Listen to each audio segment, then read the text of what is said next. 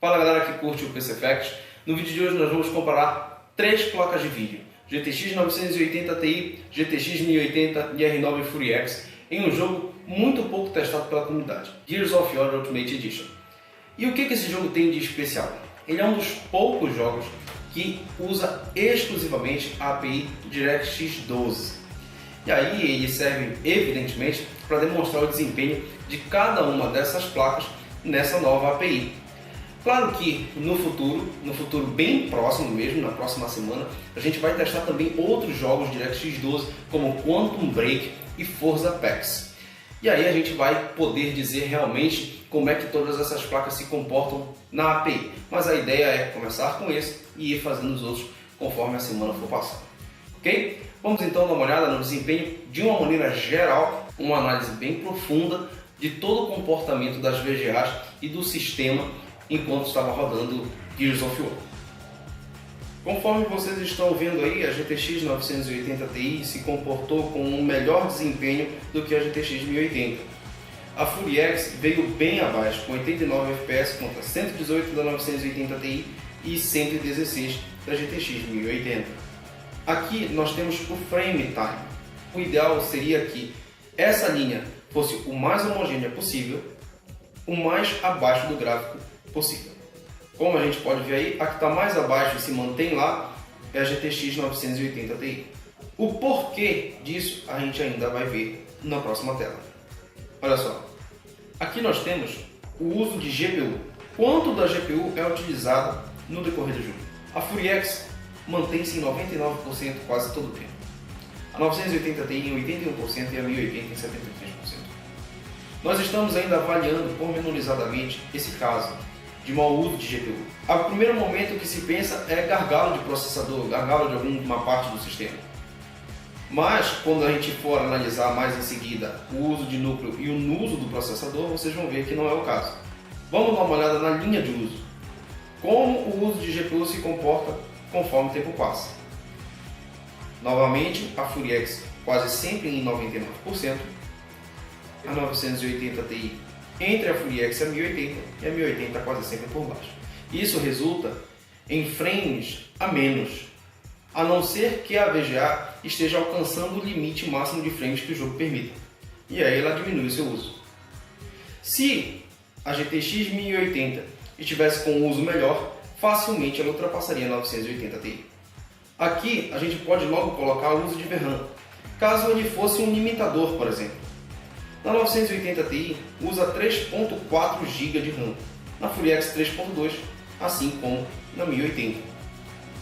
Fica visível que não necessariamente nós temos um gargalo de memória de vídeo, e que nenhuma das VGAs está sendo subutilizada por falta de memória de vídeo. Aí alinha conforme o tempo de uso de memória de vídeo, quase que imutável. Agora nós vamos para o uso de CPU. O CPU é um 5930K 4.2. A 1080 foi a que mais utilizou o CPU. A 980 Ti se utilizou um pouquinho menos, 1% a menos. E a Fury X utilizou 27%. Claro, o desempenho dela é inferior e, portanto, não exigiu tantas instruções do CPU. Aí o uso total de CPU conforme o tempo. Você pode ver que em um certo momento, logo no início, a GTX 980 Ti alcançou 50% de uso do CPU e a 1080, um pouco mais depois, também alcançou esse 50%. A Fury X não chegou aos 45%. Agora nós vamos verificar o uso de core, o uso de núcleo. Vamos pegar o núcleo mais usado a cada segundo e traçar uma média durante esse tempo que foi testado o jogo. Na 1080, o máximo de média que foi alcançado pelo núcleo foi 66%, 63% na 980 Ti e bem abaixo na Fury X 52%.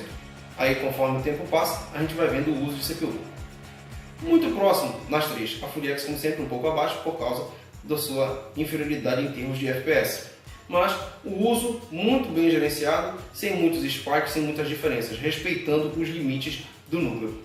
Isso é uma vantagem do DirectX 12. Bom, como vocês viram, o jogo não extrapola a memória de vídeo, o jogo não extrapola o uso de um núcleo, o jogo não extrapola o uso do CPU. De todas as maneiras, o jogo não é irresponsável com o seu hardware, mas a Fury X tem um desempenho muito abaixo do que deveria. Talvez isso se dê por conta da falta de conversa da FuriX com a engine usada.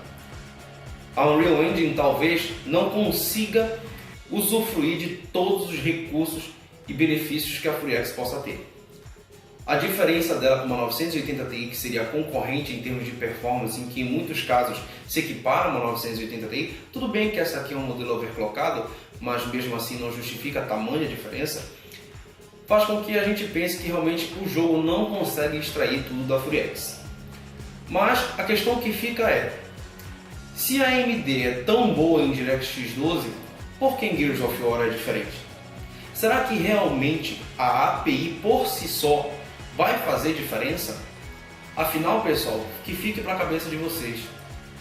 Quando a gente tem uma API de alto nível, há muita influência do driver e alguma influência do desenvolvedor e do seu código.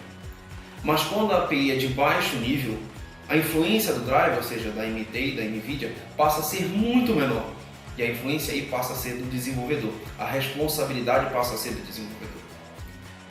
E aí o que a gente pergunta é, será que todo desenvolvedor está efetivamente engajado para otimizar o seu jogo para todo tipo de GPU que a gente vai ter no mercado? Será que sempre vai ser assim? Isso a gente só vai poder concluir depois de fazer inúmeras análises nos vários jogos em DirectX 12 que a gente tem.